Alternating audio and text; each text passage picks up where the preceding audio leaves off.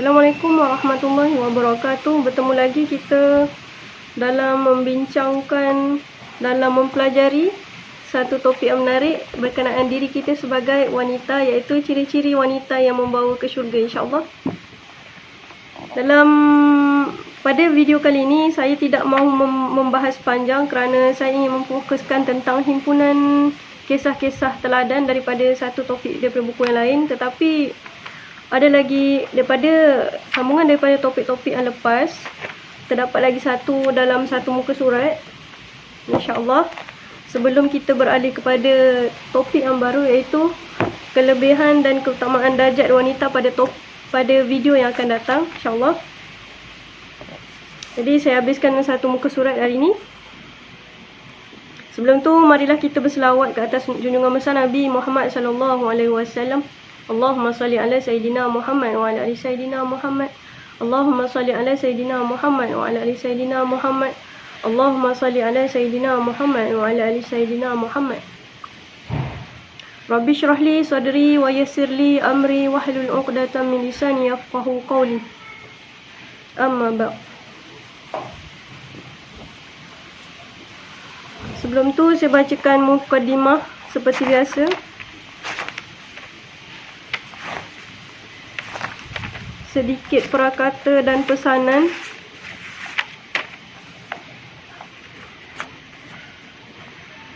Bismillahirrahmanirrahim. Alhamdulillahi rabbil alamin. Wassalatu wassalamu ala rasulillah wa ala alihi wa sahbihi ajma'in.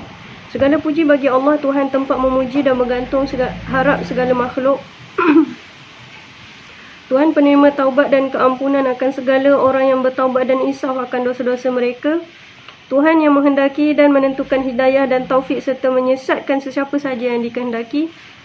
Oleh itu, wahai Allah, kekalkanlah hidayah dan taufik yang telah Engkau berikan kepada kami. Redalah kami sebagai hamba-Mu dan sebagai umat kekasih-Mu Nabi Muhammad SAW di dunia ini dan juga di akhirat kelak. Tidak lupa juga untuk mengucapkan selawat kepada penghulu kami Nabi Muhammad SAW, kekasih-Mu, kerananya bumi ini mendapat limpah rahmat dan berkat dari-Mu, ya Allah. Juga kepada para pewaris dan penyambung perjuangannya, iaitu para ulama amilin dan ulama sufi yang hak.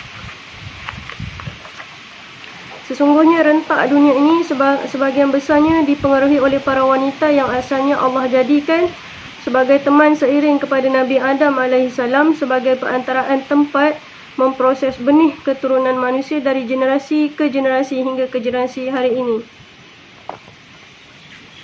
Kita terus kepada muka surat 91. Masih lagi di bawah tajuk besar tanggungjawab masyarakat terhadap wanita. Wanita di dalam rumah tangga ibarat bunga dalam taman. Ia penyeri kepada taman. Taman tidak berseri sekiranya bunga diletakkan di luar taman tanpa kawal dan dijaga.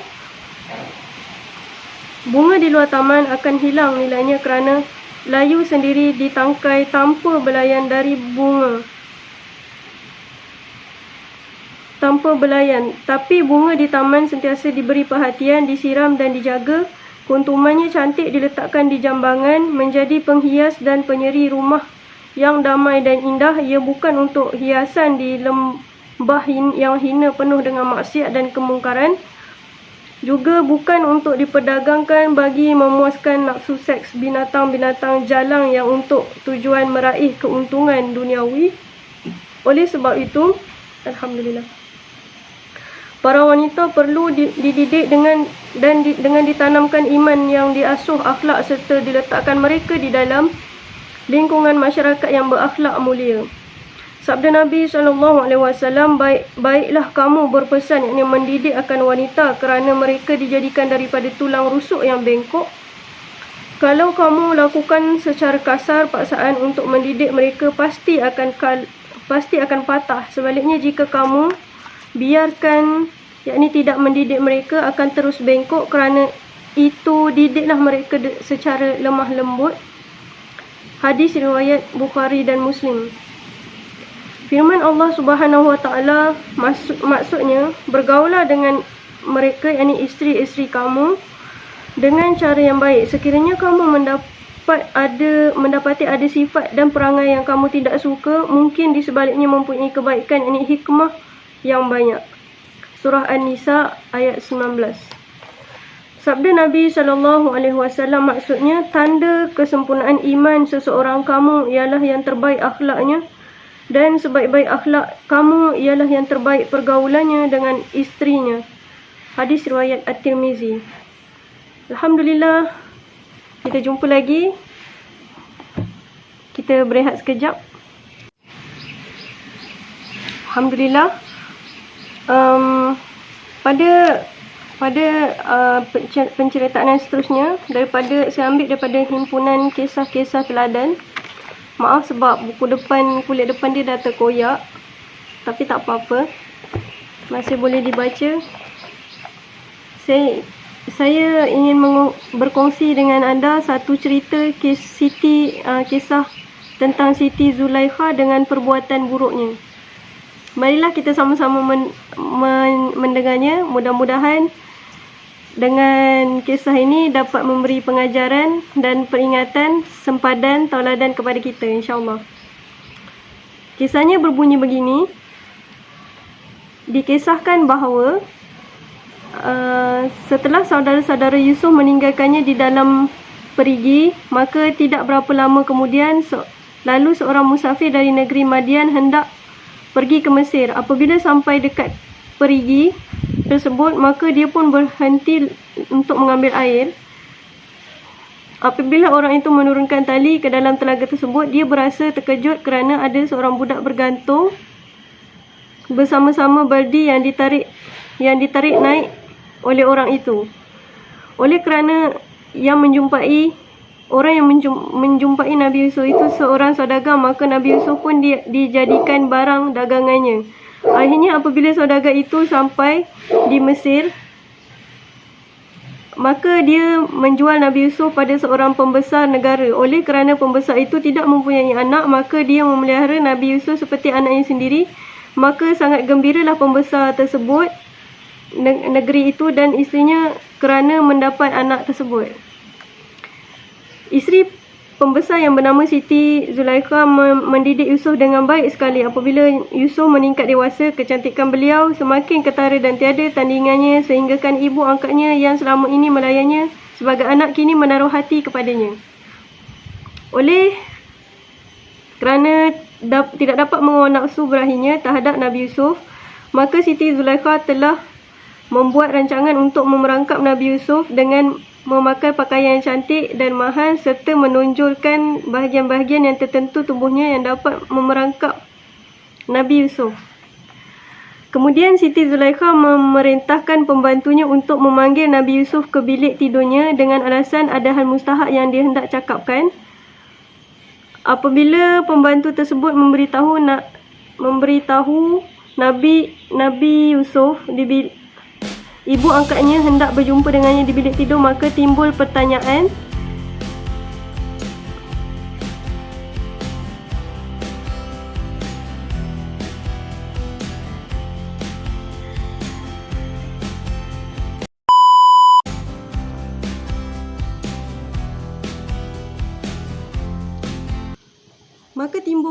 di dalam hatinya, mengapa ibu angkatku harus memanggilku ke bilik tidur? Kalaupun ada sesuatu yang tidak dikatakan tidak sepatutnya dilakukan di bilik tidur.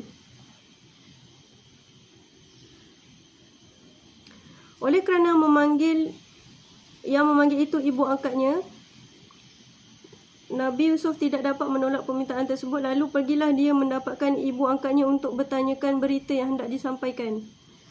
Sebaik saja Nabi Yusuf melangkah masuk ke bilik tersebut, ibu angkatnya dengan pantas menutup pintu sambil berkata, "Lekas Yusuf, lekas, aku sudah tidak tahan lagi mengawal nafsuku." Apabila mendengar ucapan tersebut, maka tahulah Nabi Yusuf bahawa ibu angkatnya itu telah digoda oleh syaitan. Maka dia berkata, "Aku tidak akan sekali-sekali tunduk kepada kemahuanmu dan aku tidak akan mengkhianati orang yang telah memeliharaku." Kemudian Nabi Yusuf mengucap astagfirullah. Siti Zulaikha bagaikan orang yang sudah hilang fikiran. Tujuan jahatnya tetap membara dan dia berkata dengan marah, "Apa yang kau takutkan? Semua pintu dan tingkap telah aku kunci." tiada siapa yang dapat melihat kita. Tidakkah kamu mengerti? Lalu Nabi Yusuf berkata, memang tiada orang yang melihat, tetapi Allah Maha melihat dan Maha mengetahui hingga ke lubuk hati, dan tidak akan berbahagia orang yang melakukan perbuatan maksiat. Masya Allah. Marah Siti Zulaikha terhadap Nabi Yusuf semakin mendalam kerana hajatnya tidak kesampaian. Maka dia pun memukul Nabi Yusuf dengan kasar, menyebabkan Nabi Yusuf cuba untuk bertindak balas, tetapi Allah mengilhamkan kepada Yusuf supaya tidak berbuat demikian. Sebaliknya Yusuf cepat lari untuk membuka pintu. Sebaliknya tetapi sebelum sempat Yusuf sampai di pintu, Siti Zulaikha tangkas menarik baju Yusuf dari belakang sehingga koyak, sementara baki kain yang koyak masih di dalam genggaman wanita tersebut. Dalam saat yang kelang kabut itu, maka tiba-tiba pintu dibuka dan berdirilah pembesar negeri itu sambil memerhatikan suasana yang tegang itu. Oleh kerana pembesar itu suami Siti Zulaikha masuk secara tiba-tiba menyebabkan Siti Zulaikha menjadi cemas. Tanpa berfikir panjang, dia memberi alasan untuk menyelamatkan dirinya dengan berkata, "Lihatlah anakmu ini. Dia telah cuba merosakkan kehormatanku." Yusuf merasa hairan dengan tuduhan yang dibuat oleh Siti Zulaikha terhadapnya. Oleh kerana Siti Zulaikha bercakap bohong, maka untuk mempertahankan kesucian Nabi Yusuf lalu menjelaskan, "Dia yang cuba mengajak aku untuk melakukan perbuatan terkutuk itu, tetapi aku menolaknya. Lalu dia menarik bajuku sehingga koyak." Oleh kerana pembesar itu tidak melihat sendiri keadaan sebenar, tidak dapatlah dia hendak menentukan siapa yang benar dan siapa yang salah. Kemudian masuklah saudara sepupu Zulaikha. Dia adalah seorang yang arif dan luas ilmu pengetahuannya dan pengalaman, terutamanya dalam hal ehwal kewanitaan.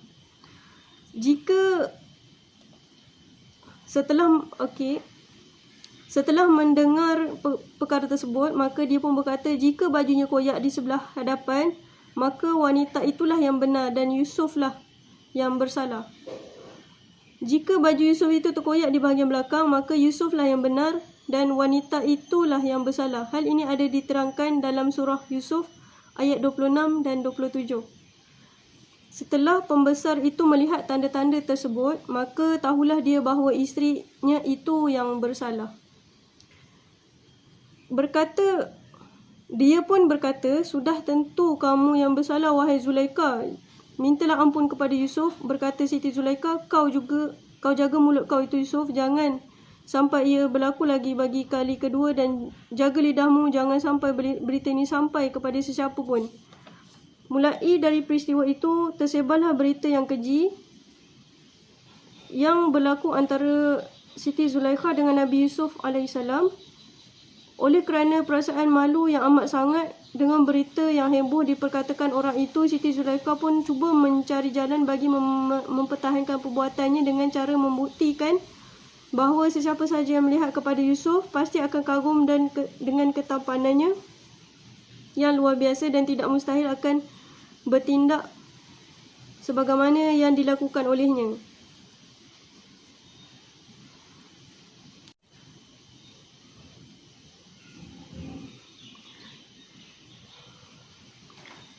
Lalu satu hari, Siti Zulaikha mengadakan jamuan di rumahnya semata-mata untuk melihat telatah wanita-wanita yang menghadiri jamuan tersebut apabila diperlihatkan ketampanan Yusuf. Tetamu jemputan Siti Zulaikha terdiri daripada kaum wanita. Apabila hadir semuanya, Siti Zulaikha memberi seorang sebilah pisau dan buah-buahan untuk dikupas.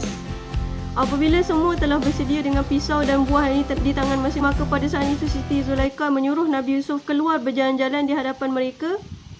Apabila mereka terpandang saja akan rupa paras Nabi Yusuf dengan ketampanan yang luar biasa itu, maka berdarahlah tangan mereka akibat terhiris dengan pisau kerana terpukau melihatnya. Melihat hal yang demikian, berkatalah Siti Zulaikha dengan nada sindiran dan kesalan, "Inilah Yusuf yang mana kamu semua perkatakan tentang aku dengan cacian dan hinaan. Dengarlah kamu sekalian, sebenarnya memang aku sudah tidak dapat menahan hasratku lagi apabila selalu memandang wajah Yusuf. Aku hampir-hampir tidak mengenal diriku.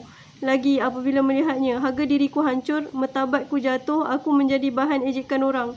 Akan aku penjarakan dan ku seksakan dia kerana dia tidak mahu melakukan apa yang aku kehendaki.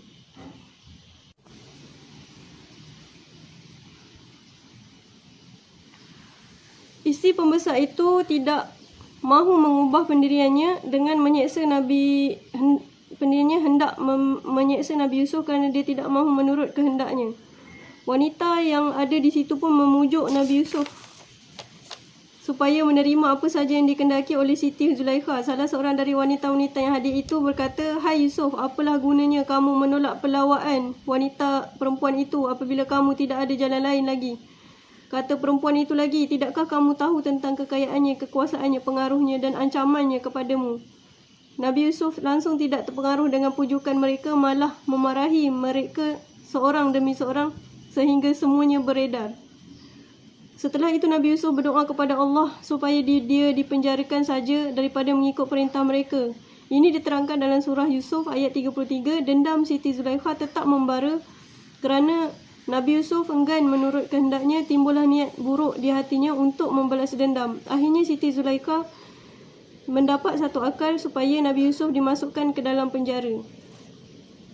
Siti Zulaikha pun berbaring di tempat tidurnya sambil mengerang kesakitan. Kemudian dia menyuruh pembantunya memanggil suaminya. Siti Zulaikha pun berkata, "Rasanya sudah sampai masanya untuk adinda meninggalkan dunia ini. Oleh itu adinda harap kekanda sudi mengkabulkan permintaan tahir adinda ini." Maka berkata suaminya, "Katakanlah kepadaku hajatmu itu." Ujar Siti Zulaikha, "Sejak perbuatan Yusuf itu, aku selalu tidak dapat mententeramkan fikiranku. Diriku menjadi buah mulut orang ramai. Oleh itu aku harap sudilah kanda memenjarakan Yusuf."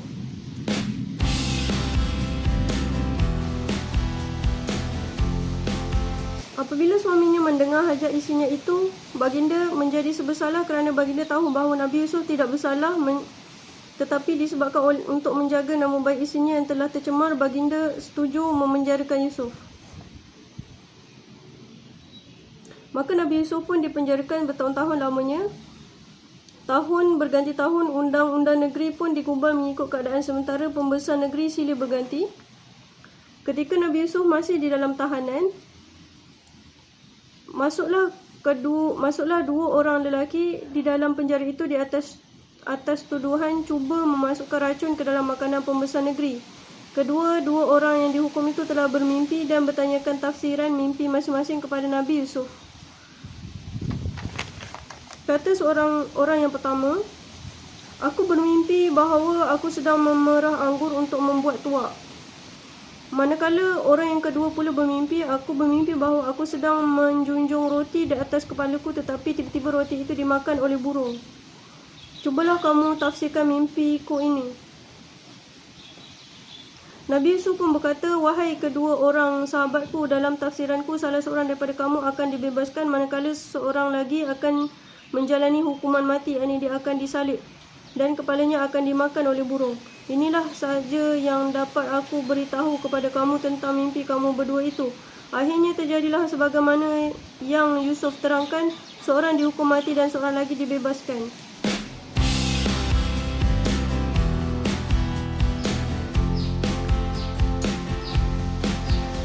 Pada suatu hari, pembesar negeri bermimpi dia melihat ada 7 ekor lembu yang gemuk dimakan oleh 7 ekor lembu yang kurus.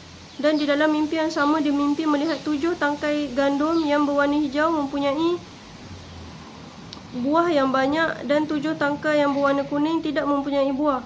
Pembesar itu bertanya kepada pelayannya sama ada dia tahu mentafsirkan mimpi tersebut. Lalu pelayan itu berkata, "Hamba tidak tahu tentang mentafsirkan mimpi, tetapi hamba boleh mendapatkan jawapannya kalau Tuan izinkan hamba bertemu Yusuf dan yang berada di dalam penjara."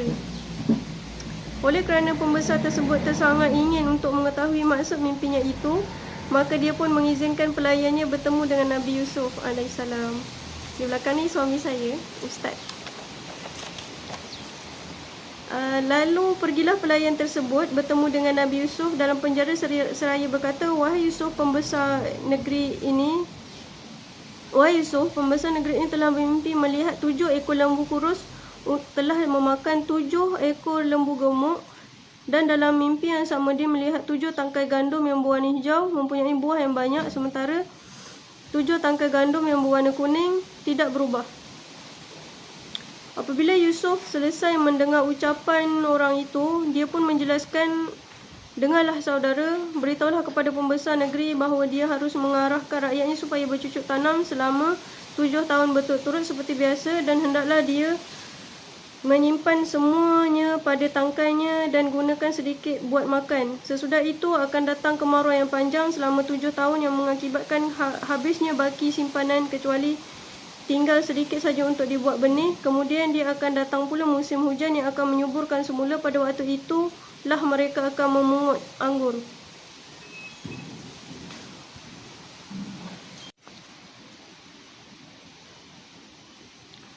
Akhirnya, ekoran dari kepandaian Nabi Yusuf dalam mentafsir mimpi itu, pembesar tersebut pun membebaskan Nabi Yusuf dan melantiknya menjadi orang kenamaan di negeri itu. Wallahu a'lam bishawab.